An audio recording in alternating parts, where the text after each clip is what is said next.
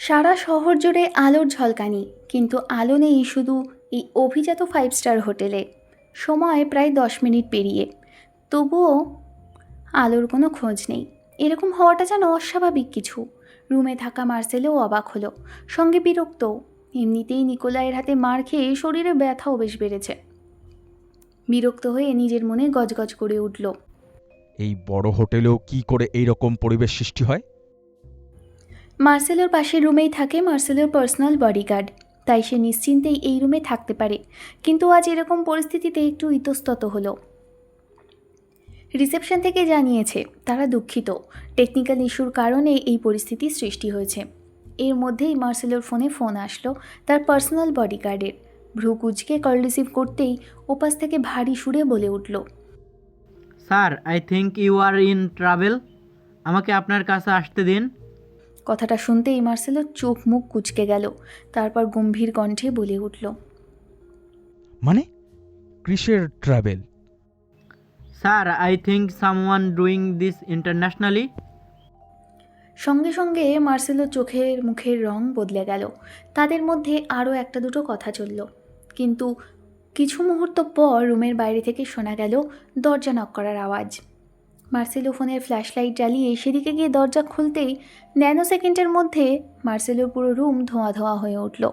Marcelo কিছু বুঝে ওঠার আগেই মার্সেলোর চোখ মুখ জুড়ে কেউ কিছু স্প্রে করে দিল। তীব্র জ্বালায় তার চোখ বন্ধ হয়ে গেল, শ্বাস নিতে কষ্ট হতে লাগলো। আর এক বিরক্তির কণ্ঠে বলে উঠল, হোয়াট দ্য হেল! তার শরীর মুহূর্তের মধ্যে দুর্বল হয়ে পড়ল।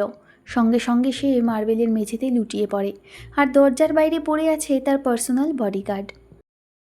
ভোরের মিষ্টি বাতাস জানালার ফাঁক গলে নিঃশব্দে ঘরে ঢুকে পড়ল। সেই শান্ত সকালের মাঝেই বিছানায় নিঃশব্দে শুয়ে আছে রিদিয়া। রিদিয়া ধীরে ধীরে চোখ মেলতে শুরু করলো। মাথাটা ভার ভার লাগছে, তবুও ধীরে ধীরে চোখ খুলে তাকালো সে। প্রথমে কিছুই পরিষ্কার লাগছিল না, সব কিছু কেমন ঝাপসা। গায়ে নরম কমফোর্টার জড়ানো, যেন কেউ খুব যত্ন করে তাকে ঢেকে দিয়েছে। রিদিয়া ধীরে ধীরে উঠে বসতে চেষ্টা করলো। শরীর যেন ভারী হয়ে আছে, অদ্ভুত এক দুর্বলতা কাজ করছে তার ভেতরে। কপাল কুঁচকে নিজের মাথায় হাত রাখল। মনে হচ্ছে মাথার ভেতর কোথাও এক ঝড় বয়ে যাচ্ছে, আর সেই ঝড়ের সাথে সাথে স্মৃতির টুকরোগুলো ধীরে ধীরে ফিরে আসতে শুরু করলো। এক এক করে গত রাতের সব ঘটনা তার মনে পড়তে লাগলো। সে তো মাথা ঘুরে পড়ে গেছিল, তাহলে সেই বিছানায় কি করে আসলো? মুহূর্তেই তার বুকের ভেতর ধুকপুকানি বেড়ে গেল। তার পুরোপুরি মনে আছে, সে তো নিজের হাতে দরজা বন্ধ করেছিল, কেউ ঢোকার প্রশ্নই ওঠে না। তাড়াতাড়ি চোখ চলে গেল দরজার দিকে। দরজা এখনও ভেতর থেকে বন্ধ। হৃদিয়ার বুকের ভেতর অদ্ভুত এক শিহরণ বয়ে গেল। তাহলে সে কি নিজেই বিছানায় উঠে এসেছে ঘুমের ঘোরে? এই প্রশ্নটা মাথায় আসতেই ঠিক তখনই তার চোখ পড়ল বেডসাইড টেবিলের ওপর। সেখানে একটা প্যারাসিটামল, ওষুধের পাতা রাখা, আর কিছু অ্যান্টিবায়োটিক। হৃদিয়া হতবাক হয়ে তাকিয়ে রইল কয়েক সেকেন্ড, যেন সে নড়তেই পারল না। তারপর ধীরে ধীরে আরেকটা জিনিসে চোখ পড়ল। একটা আধা ভেজা টাওয়াল ভাঁজ করে টেবিলের উপর রাখা। টাওয়ালটা দেখে তার বুকের ভেতর ধক করে উঠল, কারণ সে জানে এই টাওয়েলটা সে ব্যবহার করেনি। কেউ তার কপালে ঠান্ডা পানি দিয়েছে, কেউ তার জ্বরের খেয়াল রেখেছে, কিন্তু কে? টেবিলের উপর পড়ে আছে তার নিজের ফোন। হৃদিয়ার নিঃশ্বাস এক মুহূর্তের জন্য থেমে গেল। এটা তো তার ফোন, যেটা সে গতকাল বলরুম পার্টির করিডোরে ফেলে এসেছিল। তার হাত কেঁপে উঠল।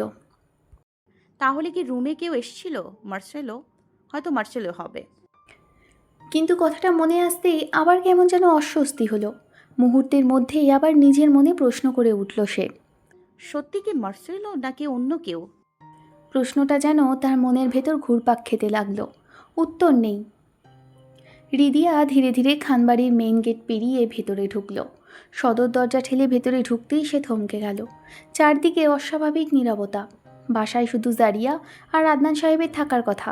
নীল সকালে গেছে চট্টগ্রাম, জাহানারা বেগম আর ইমলা বেগম গেছে সিয়ামের বাসায়। জিনিয়ার ভার্সিটিতে আজ প্রোগ্রাম ছিল, তার সঙ্গে মাহিয়াও পার্টিসিপেট হয়েছে। তারাও হয়তো এখনও বাসায় আসেনি। দীর্ঘ নিঃশ্বাস ছেড়ে রিদিয়া উপরে উঠতে যাবে, তখন তার চোখ চলে গেল ড্রয়িং রুমের সোফার সামনে, যেখানে সোফার পাশে টেবিলে রাখা ল্যান্ডলাইন ফোন। যেখানে সোফার পাশে টেবিলে রাখা ল্যান্ডলাইন ফোনটা নিচে পড়ে আছে, আর তার পাশেই মেঝেতে উপর হয়ে পড়ে আছে আদনান সাহেব। যা দেখে মুহূর্তের মধ্যেই রিদিয়ার শরীরের সব রক্ত যেন বরফ হয়ে গেল। নানাই। তার বুক ফাটা চিৎকার পুরো বাড়ির নিস্তব্ধতা ভেঙে ছিন্ন ভিন্ন করে দিল। সে দৌড়ে গিয়ে হাঁটু গেড়ে বসে পড়ল। কাপা হাতে আদনান সাহেবকে উল্টে নিজের দিকে ফেরালো। শরীর নিস্তেজ, চোখ বন্ধ, ঠোঁট ফ্যাকাশে, তার গলা শুকিয়ে কাঠ, তবুও থমথমে কাপা কণ্ঠে বলে উঠল, নানাই, নানাই, নানাই, কি হয়েছে তোমার? কোনো উত্তর নেই। তার বুকের ভেতরটা হঠাৎ দলা পাকিয়ে উঠল, চোখের কোণ গরম হয়ে উঠল, অশ্রু গড়িয়ে পড়তে লাগলো থামাহীনভাবে। সে কাঁদতে কাঁদতে কাপা গলায় বলল, ও নানাই, কথা বলছো না কেন? নানাই, কথা বলো। নীরবতা। কোনো শব্দ করল না আদনান সাহেব, শুধু তার কান্নার শব্দ। সে আতঙ্কের দোতলার দিকে তাকিয়ে চিৎকার করল, আপু, আপু, জলদি নিচে আয়। দেখ না নানাইয়ের কি যেন হয়েছে, কথা বলছে না। কোনো সাড়া নেই। সাড়া না পেয়ে আরও জোরে জোরে চিৎকার করল, আপু, এই আপু, কোথায় তুই? বাড়ির দেওয়ালগুলো যেন তার চিৎকার গিলে ফেলছে। আবার আদনান সাহেবের দিকে ঝুঁকে পড়ে সে ফিসফিস করে কাঁদল। নানাই, ও নানাই। তার হাত কাঁপছে, পা অবশ, মাথা ঘুরছে, তবু সে নিজেকে ভাঙতে দিল না। তাড়াতাড়ি করে সোফা থেকে কুশান এনে আদনান সাহেবের মাথার নিচে রাখল। কাপা হাতে ফোন বের করলো। একটার পর একটা কল। আম্মু, জিনিয়া, মাহিয়া, জারিয়া, নীল, কেউ ফোন ধরছে না। একবার নয়, বারবার কল দিল, কিন্তু না, কোনো উত্তর নেই। প্রতিটা না ধরা কল যেন তার বুকের ভেতর আরও ভয় ঢুকিয়ে দিচ্ছে। সত্যিই কি এমন হয়? বিপদ এলে সবাই অদৃশ্য হয়ে যায়। তার মনে হচ্ছিল সে একা, পুরো পৃথিবীতে একা। তার মাথায় হঠাৎ একটা নাম ঝলসে উঠল।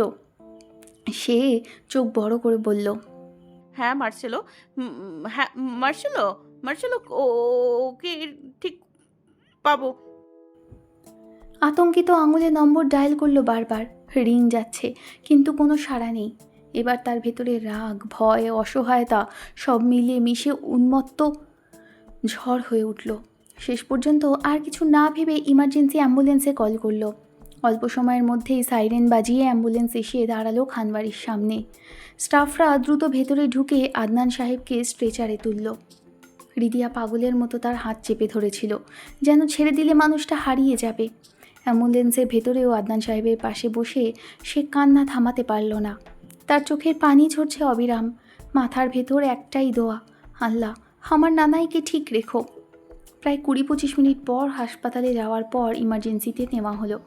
রিদিয়া বাইরে দাঁড়িয়ে ছটফট করছে। ভেতরে ডাক্তার দ্রুত পরীক্ষা করলেন। কয়েক মুহূর্তের উত্তেজনাপূর্ণ নীরবতার পর তিনি বাইরে এসে রিদিয়াকে বললেন, ওনার হার্ট অ্যাটাক হয়েছে, দ্রুত ট্রিটমেন্ট না করলে ওনাকে বাঁচানো যাবে না।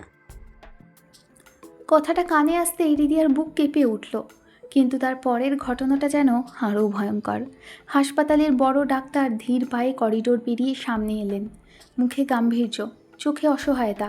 রিদিয়ার সামনে এসে তিনি বললেন, miss Ridiya, right? Extremely sorry, but আমরা ওনার চিকিৎসা করতে পারবো না। রিদিয়া হতবাক, তার কণ্ঠ যেন শুকিয়ে গেল। এবার কাপা কণ্ঠে বলে উঠল, মানে? ডাক্তার মাথা নিচু করে এক দীর্ঘ নিঃশ্বাস ছেড়ে বললেন, শুধুমাত্র এই হসপিটাল না, ওনার ট্রিটমেন্ট ঢাকার কোনো হসপিটালেই পসিবল না, যতক্ষণ পর্যন্ত কায়ান দেবীর আর্সলান অর্ডার না দেবে। 12 ঘন্টা পূর্বের ফ্ল্যাশব্যাক। সময় তখন সকাল 7:20। ঘরের মেঝেতে পড়ে আছে মার্সেলো, পরনে লাল রঙের সেই বেনারসি শাড়ি, যেটা 3-4 দিন আগে রিদিয়াকে গিফট করেছিল। শাড়ির ঝলমলের সোনালি কারুকাজ সকালের আলোয় মৃদু ঝিলিক দিচ্ছে, কিন্তু সেই সৌন্দর্যের সাথে এই দৃশ্যের এক ভয়াবহ অমিল তৈরি হয়েছে। সকালের আলো মার্সেলো চোখে মুখে পড়তেই চোখ কুঁচকে উঠল, তবুও যেন চোখ খুলতে পারছে না। মাথার ভেতর যেন প্রচণ্ড শব্দে কেউ হাতুড়ি পেটাচ্ছে। একটা ভারী অসহনীয় ব্যথা। কয়েক মুহূর্ত ধরে সে যেন নিজের সঙ্গেই যুদ্ধ করল। শরীরের প্রতিটি পেশি অবশ হয়ে আছে, শ্বাস নিতে কষ্ট হচ্ছে। চোখ খুলতেই গলা জ্বালা করতে লাগলো।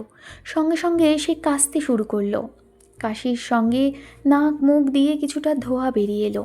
যেন গত রাতের ধোঁয়া এখনও তার ফুসফুসে আটকে ছিল। কিছুক্ষণ পর সে কষ্ট করে একটু নড়ে বসল। সামনে তাকাতে গিয়ে প্রথমে সব কিছু ঝাপসা দেখাচ্ছিল, ঘরটা যেন দুলছে। ধীরে ধীরে তার দৃষ্টি পরিষ্কার হতে লাগলো, কিন্তু তার আগেই শরীরের উপর অদ্ভুত এক অস্বস্তি অনুভব করল সে। সারা গায়ে যেন খচখচ করছে, ত্বকের নিচে অদ্ভুত জ্বালা। বিরক্তি আর অস্বস্তিতে ভ্রু কুঁচকে সে চারপাশে তাকালো। এরপর অস্বস্তি আর বিরক্তি মিশিয়ে এদিক ওদিক তাকাতেই মার্সেলোর চোখ বড় বড় হয়ে গেল, কারণ তার একটু পাশেই তার পার্সোনাল বডিগার্ড জ্ঞান হারিয়ে রক্তাক্ত অবস্থায় পড়ে আছে। এই দৃশ্যটা দেখার সাথে সাথেই মার্সেলোর মস্তিষ্কে গত রাতের স্মৃতিগুলো একে একে ফিরে আসতে লাগলো। আর মুহূর্তেই মার্সেলোর চোখ রক্তিম বর্ণ ধারণ করল।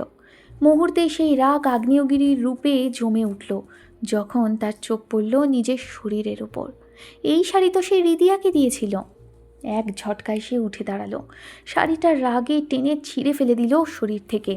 কিন্তু দাঁড়ানোর সঙ্গে সঙ্গেই একটা ছোট কাগজ মেঝেতে পড়ে গেল। রাগে থরথর করে কাঁপতে থাকা মার্সেলো নিচু হয়ে কাগজটা তুলে নিল। তার আঙুলগুলো এতটাই শক্ত হয়ে আছে যেন কাগজটা মুহূর্তেই ছিঁড়ে ফেলবে। কাগজটা খুলতেই চোখে পড়ল এক হুমকি। আমাকে ধ্বংস করতে আসলে নিজের ওই রূপটা দেখে নিস। মুহূর্তেই এক গর্জন রুমের মধ্যে ভেসে উঠল। কায়েন দেবী আর্সেনাল, তোকে ধ্বংস করতে পারবো না, তাই না? কিন্তু তোর আশেপাশে সবাইকে তো শেষ করতে পারবো, আর সেই শেষই হবে তোর ধ্বংস। সকালের আলো তখন ধীরে ধীরে ঘরের ভেতর নরম উষ্ণতা ছড়িয়ে দিচ্ছে। রিদিয়া কিছুক্ষণ আগে শাওয়ার নিয়ে ফ্রেশ হয়েছে। গরম পানির ছোঁয়ায় শরীরের ক্লান্তি যেন কিছুটা ধুয়ে গেছে। মাথাটাও আগের থেকে একটু হালকা লাগছে। ভেজা চুলগুলো টাওয়েল দিয়ে আলতো করে মুছতে মুছতে সে ধীরে নিজের রুমের ভেতর হাঁটছিল। হঠাৎই তার দৃষ্টি গিয়ে থামল টেবিলের ওপর রাখা প্যারাসিটামলের পাতার দিকে। মুহূর্তের মধ্যে তার হাত থেমে গেল। টাওয়েলটা চুলের ওপরেই রয়ে গেল, কিন্তু তার চোখ স্থির হয়ে আছে সেই ছোট্ট ওষুধের পাতার ওপর। মনের ভেতর যেন একসাথে অনেকগুলো প্রশ্ন জেগে উঠল। কাল রাতের ঘটনাগুলো আবার যেন ধীরে ধীরে তার মনে ভেসে উঠতে লাগলো। মাথাটা আবার একটু ভারী লাগলো। কিছু একটা যেন ঠিক মিলছে না, কিছু একটা যেন অস্বাভাবিক। একটু সময় নিয়ে সে স্থির হয়ে দাঁড়িয়ে রইল, ভাবনার ভেতর ডুবে গেল। তারপর হঠাৎই যেন কি মনে করে সে ফোনটা হাতে তুলে নিল। কয়েক সেকেন্ড দ্বিধা করল, তারপর মার্সেলোর নাম্বার ডায়াল করল। কাল পার্টি থেকে ওভাবে হঠাৎ করে চলে আসার পর আর তাকে কিছু জানানো হয়নি। ভেতরে ভেতরে একটা অস্বস্তি কাজ করছিল। ফোনটা কয়েকবার রিং হতেই ওপাশ থেকে কল রিসিভ হলো। মার্সেলোর কণ্ঠ ভেসে এলো। তুমি ফোন কোথায় পেলে, নাইট স্প্যারো? রিদিয়া অবাক হলো। রিদিয়া কৌতূহল নিয়ে বলে উঠল, কেন আপনি আমার ঘরে ফোনটা রেখে যাননি? কথাটা রিদিয়া বলতেই কিছুক্ষণ ওপাশে নীরবতা ছেয়ে রইল। তারপর উৎফুল্লতার কণ্ঠে বলে উঠল, হ্যাঁ হ্যাঁ, আমিই রেখে এসেছিলাম তো। আমি ভাবলাম তুমি এখনো পাওনি। পার্টিতে তোমাকে পাগলের মতো খুঁজেছি। আমার খুব চিন্তা হচ্ছিল তুমি কোথায় চলে গিয়েছিলে। আমায় একবার বলে যাবে না? ফোনটাও ওইখানে ফেলে এসেছিলে। তোমাকে নিশ্চয়ই ওই কায়েন কিছু করেছিল। তুমি ঠিক আছো তো? রিদিয়া চোখ বন্ধ করে গতকালকের কথা ভাবলেই শরীর জ্বলে যাচ্ছে। তারপর এক দীর্ঘ নিঃশ্বাস ছেড়ে বলে উঠল, না, তেমন কিছু না। আমার শরীর খারাপ লাগছিল, তাই চলে এসেছিলাম। ফোনটা ভুল করে ওখানে ফেলে এসেছিলাম। থ্যাংক ইউ ফোনটা রেখে যাওয়ার জন্য, আর thank you so much take care করার জন্য। রিদিয়ার মনেই এক চিলতে হাসি ফুটল। তবে মার্সেলোর এভাবে তার রুমে একদম আসা উচিত হয়নি। তাই সে গলা খাঁকড়ি দিয়ে বলে উঠল, নেক্সট টাইম আর এরকম আসবেন না। আর আসার দরকারই নেই, উঠবি, বিকজ আর একদিন বাদেই তুমি আমার রুমেই থাকবে। মার্সেলোর কথাটা ভাবতেই রিদিয়ার সারা শরীরে কেমন যেন ঘিন ঘিন করে উঠল। মনের মধ্যে কেমন যেন ঝড় বয়ে গেল।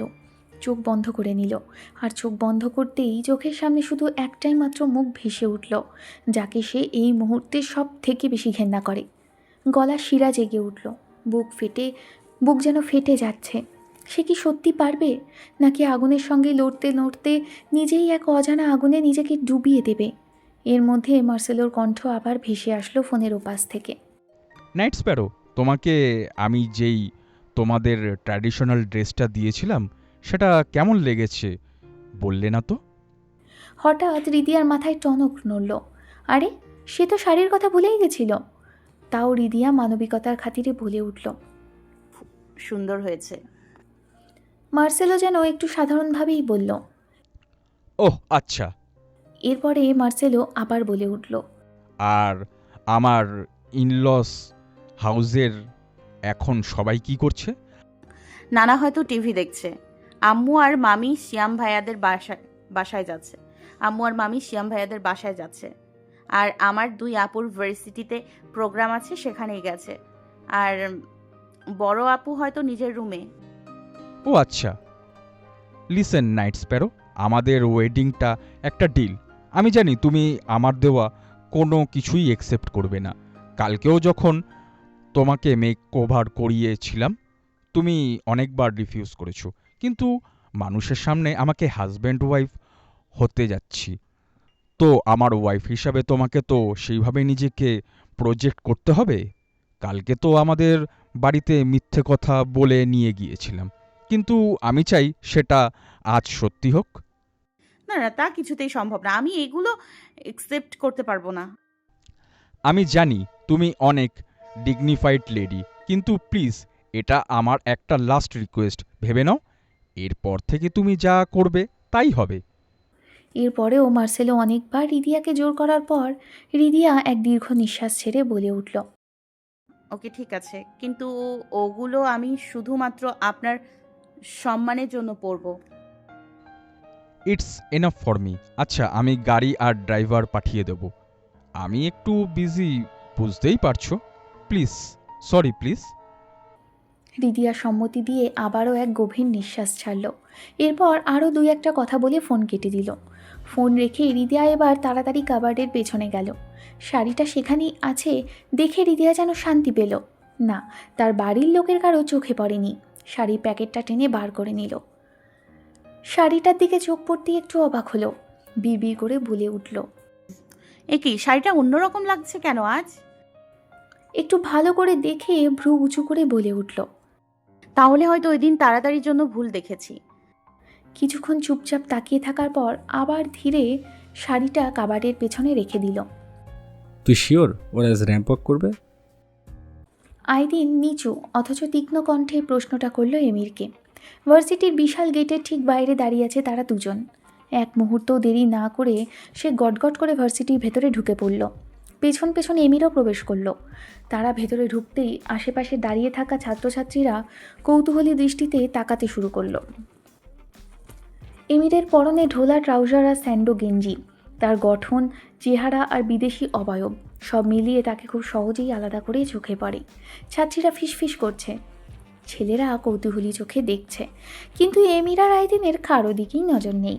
তাদের চোখে এখন শুধু একটাই লক্ষ্য। এর মধ্যেই আইদিন সামনে দাঁড়ানো একটা ছেলের দিকে তাকিয়ে গম্ভীর কণ্ঠে বলল। এক্সকিউজ মি, এই ফেস্টিভ্যাল প্রোগ্রাম কোথায় হচ্ছে? ছেলেটা যেন একটু কেঁপে উঠল। এমন তীক্ষ্ণ দৃষ্টি আর গম্ভীর কণ্ঠে প্রশ্ন শুনে সে ঠিকমতো উত্তর দেওয়ার আগেই পাশে দাঁড়ানো একটা মেয়ে লাজুক হাসি দিয়ে বলল। সোজা গিয়ে লেফট সাইডেই অডিটোরিয়াম হল, ওখানেই হচ্ছে।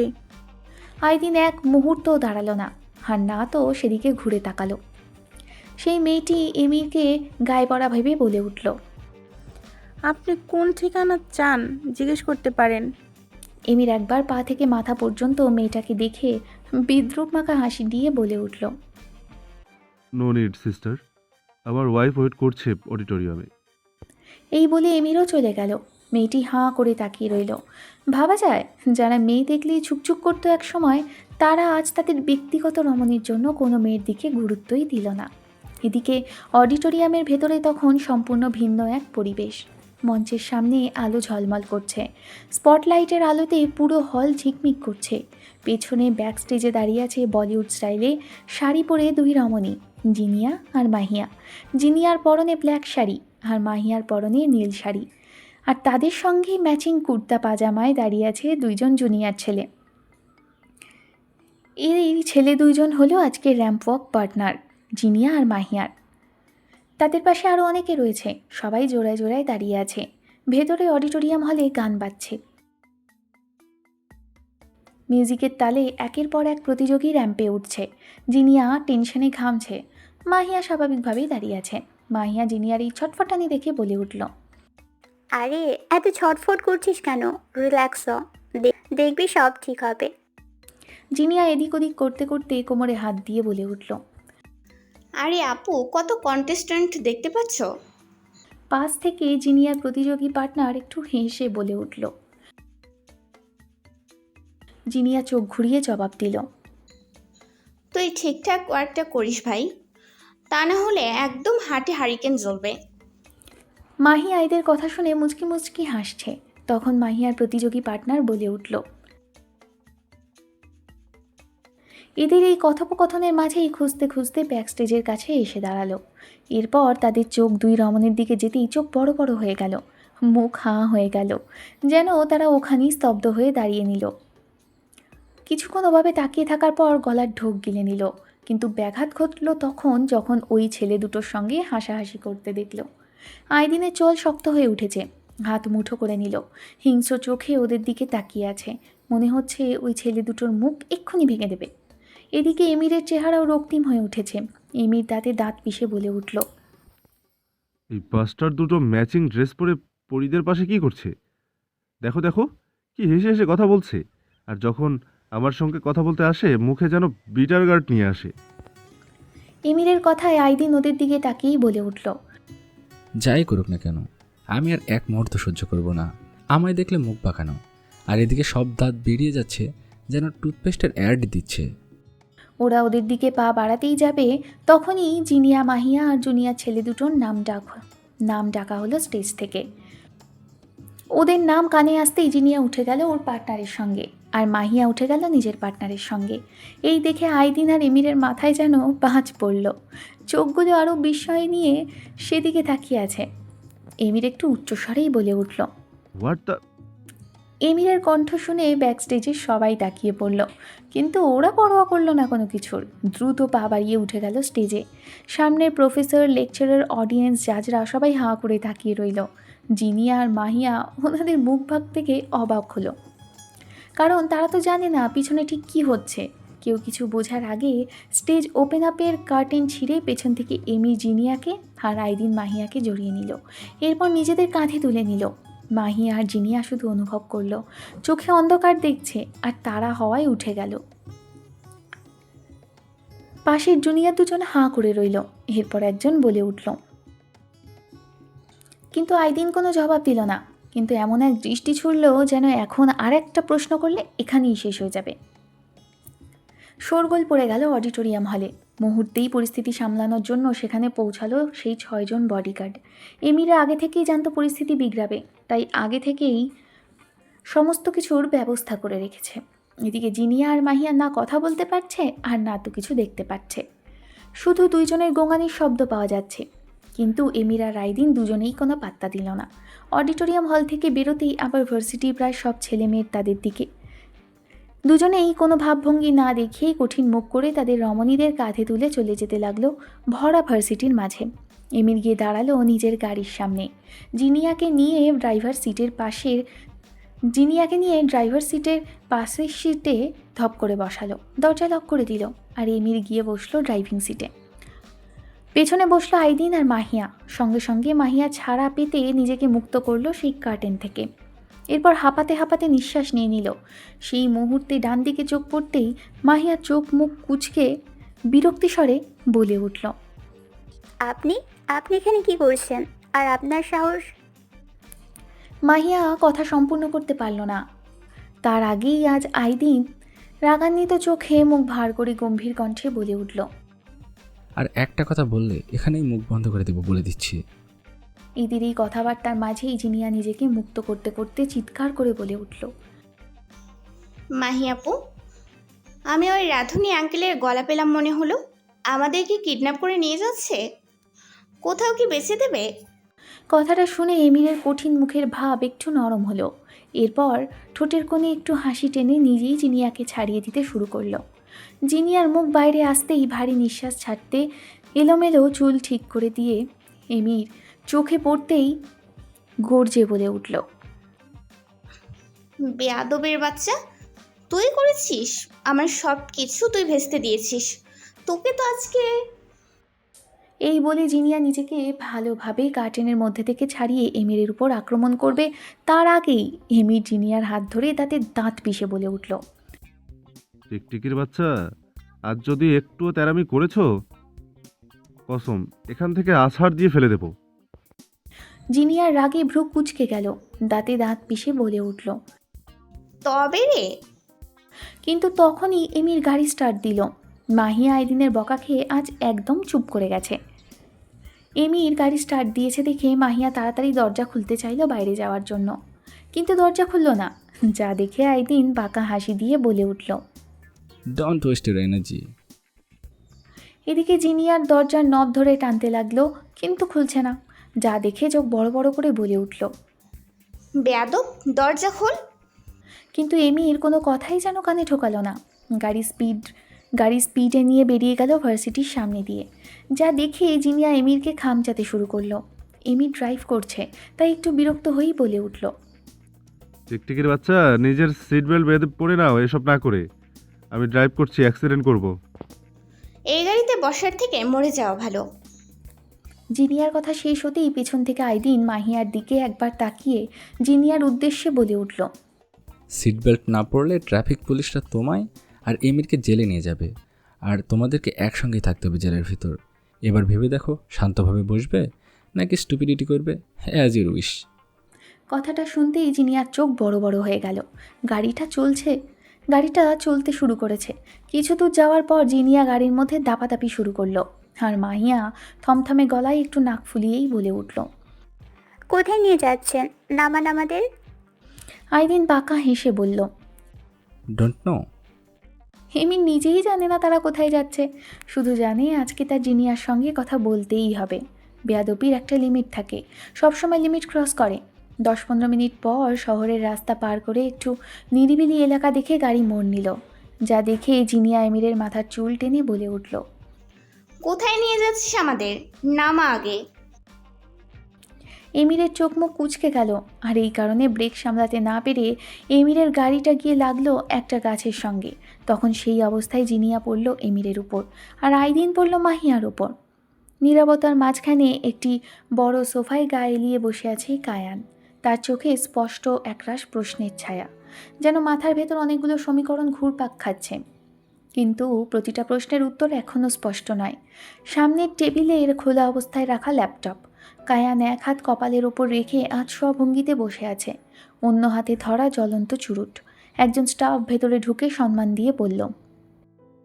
মাস্টার বাইরে, ক্রিস্টিয়ান স্যার দাঁড়ানো। স্যার, সিকিউরিটি টিম থেকে নোটিশ এসেছে। কায়ানের ভ্রু কুঁচকে গেল, সঙ্গে সঙ্গে চুরুটটা অ্যাস্ট্রেতে নিভিয়ে গম্ভীর কণ্ঠে বলে উঠল। Anything serious? Why you look tensed? Christian নিজের হাতের আইপ্যাডটা দিয়ে বলল। Security team wants to talk with you. Kayan একটু অবাক হয়েই বলে উঠল। Why?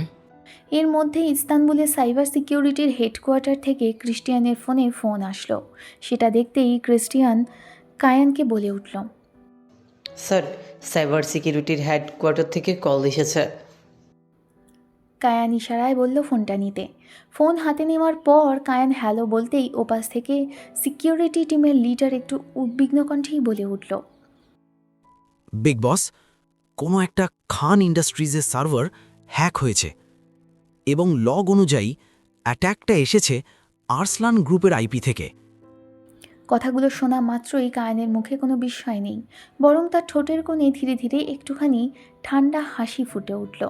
সে বাঁকা হাসি টেনেই বলে উঠল। Ridiculous. এই বলেই ফোনটা সাইডে টেবিলের উপর লাউডস্পিকারে রেখে নিজের ল্যাপটপ চেক করতে শুরু করলো। বেশ খানিকক্ষণ ল্যাপটপের উপর কাজ করে তীক্ষ্ণ চোখ দিয়ে ল্যাপটপের দিকে তাকিয়ে বলে উঠল। Interesting. এরপরেই ফোনের উদ্দেশ্যে গম্ভীর কণ্ঠে বলে উঠল। Run a deep trace. ফোনের ওপাশ থেকে কথা ভেসে আসলো। বিগ বস, সামথিং রং। সার্ভার লগস দেখাচ্ছে অ্যাট্যাক আমাদের নেটওয়ার্ক থেকে হয়েছে, কিন্তু সেই সময় আমাদের সার্ভারে কোনো অ্যাক্টিভিটিই ছিল না। কায়ানের ঠোঁটের কোণে এখনও সেই পাকা হাসি লেগে আছে। তারপর নিজের ল্যাপটপেই কাজ করতে করতে বিদ্রূপ হাসি দিয়ে বলে উঠল, ইটস লগ মিসম্যাচ বয়েস। স্যার, আমরা ডাউট করেছিলাম, কিন্তু কোনো ক্লু খুঁজে পাইনি। কায়ান হো হো করে হেসে উঠল। তার হাসিটা দেখে মনে হচ্ছে কেউ একজন ভীষণ বোকামি করেছে, আর এগুলো তার কাছে কোনো ম্যাটারই করে না। কায়ান কিছুক্ষণ ল্যাপটপ চেক করে বলে উঠল, 3 powerful proxy server, Singapore, Dubai, and the last network is Istanbul. Interesting. ওপাশে সবাই হতভম্ব হয়ে উঠল। টিম লিডার ওপাশ থেকে বিস্ময় কণ্ঠে বলে উঠল, স্যার, আমরা 1 ঘন্টা ধরে ট্রাই করছি, but could not find anything.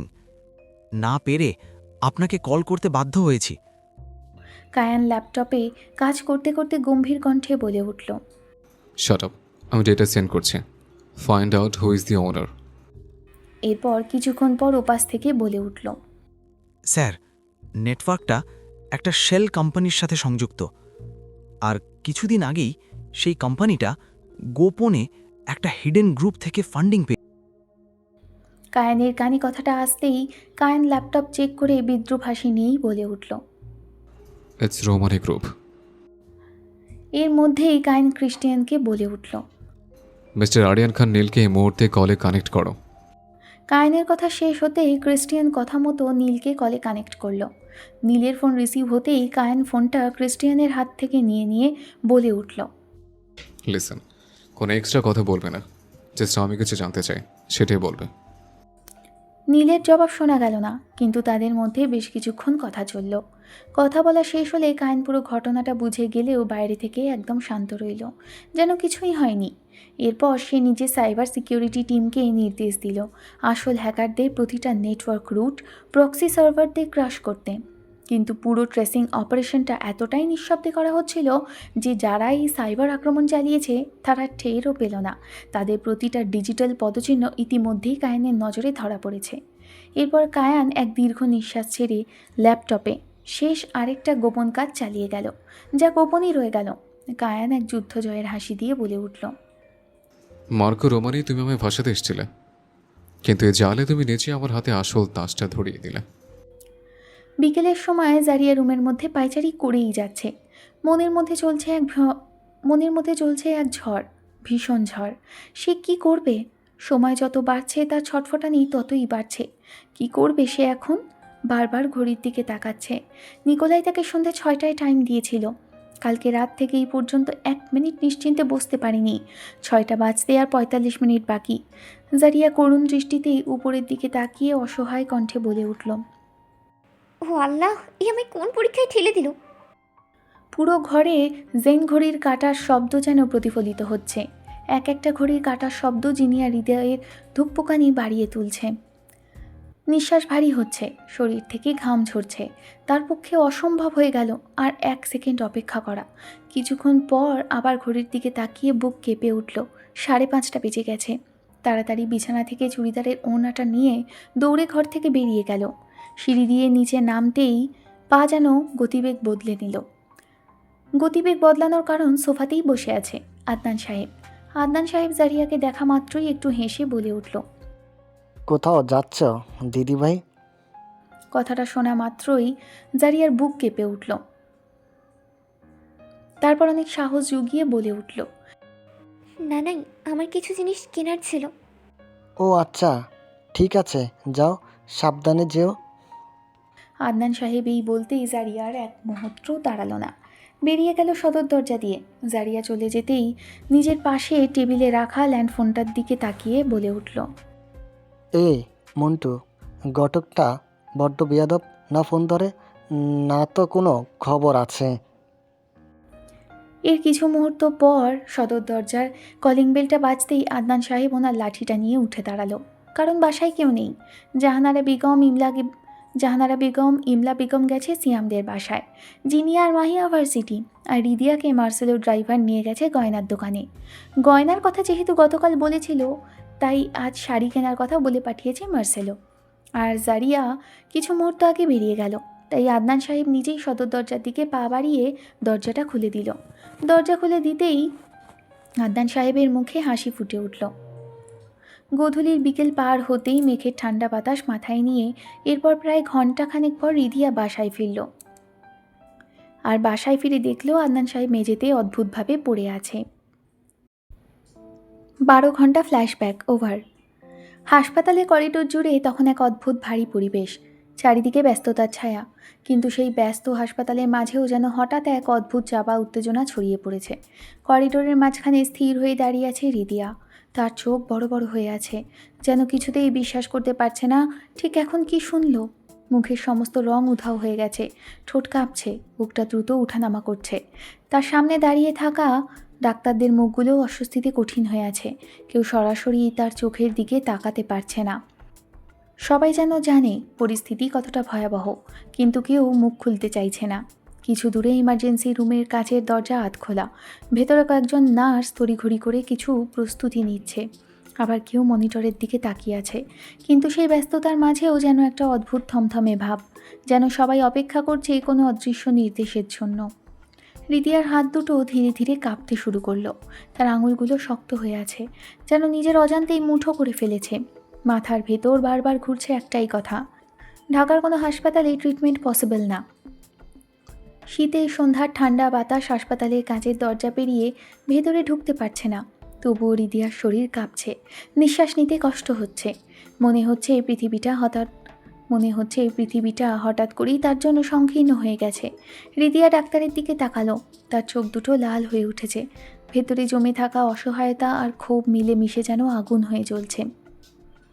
তার গলা থমথমে হয়ে উঠল, সে ধীরে কিন্তু তীব্র রাগে বলল, পসিবল না মানে একজন মানুষ অসুস্থ আর আপনারা বলছেন পসিবল না? আপনারা মানুষ নাকি অন্য কিছু?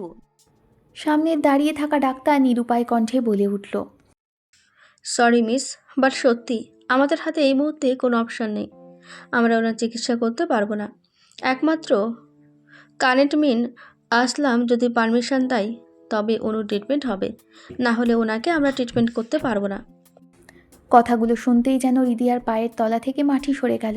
সে দাঁড়িয়ে থাকতে পারছে না, তার দুর্বল শরীরটা যেন মুহূর্তেই আরও দুর্বল হয়ে পড়ল। সে হঠাৎ টলে উঠল। পাশে দাঁড়ানো এক নার্স তাড়াতাড়ি এগিয়ে এলো তাকে ধরার জন্য, কিন্তু রিদিয়া নিজেই দেওয়াল ধরে দাঁড়িয়ে গেল। তার চোখে তখন রাগ আর অপমানের আগুন। সে দৃঢ় কণ্ঠে বলল, লাগবে না, আমি ঠিক আছি। এর মধ্যেই ডাক্তারের উদ্দেশ্যে রিদিয়া রাগে বলে উঠল, এই মুহূর্তে আমার নানায়ের চিকিৎসা করুন, ওনাকে এক্ষুনি পারমিশন দিতে বলুন। সরি মিস রিদিয়া, উনি কারোর সঙ্গেই কথা বলবে না, আপনার গিয়ে পারমিশন নিয়ে আসতে হবে।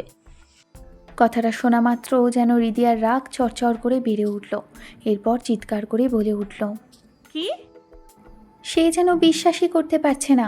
মানুষটা খারাপ সে জানে, কিন্তু একজন অসুস্থ মানুষের জীবন নিয়ে এভাবে খেলতে পারে? এটা কি সম্ভব? সে কিছুতেই যাবে না, না না না, সে কিছুতেই ওই লোকটার কাছে যাবে না। এরকম একটা নির্দয় মানুষের কাছে কিছুতেই যাবে না। এখন সে কি করবে? বাড়ির সবাইকে ফোন দিয়েছে, কিন্তু কেউ তো ফোনই ধরছে না। প্রতিটা রিংটোন যেন তার ধৈর্যের উপর আঘাত করছে। কে এখন এই পরিস্থিতি থেকে তাকে উদ্ধার করবে? হ্যাঁ, একজনই পারে তাকে এই পরিস্থিতি থেকে উদ্ধার করতে, মার্সেলোই পারবে তাকে এই পরিস্থিতি থেকে উদ্ধার করতে। সে আবারও মার্সেলোকে কল দিল, একবার নয়, দুইবার নয়, প্রায় 10-12 বার এর উপর কল দিল, কিন্তু কোনো কলেরই উত্তর সে পেল না। থরথর করে কাঁপছে, চোখ থেকে পানি বেরিয়ে যাচ্ছে, চোখ থেকে অঝরে পানি পড়ছে। আজ সে এতটাই অসহায় হয়ে গেছে যে মনে হচ্ছে নিজেকেই শেষ করে ফেলতে ইচ্ছে করছে।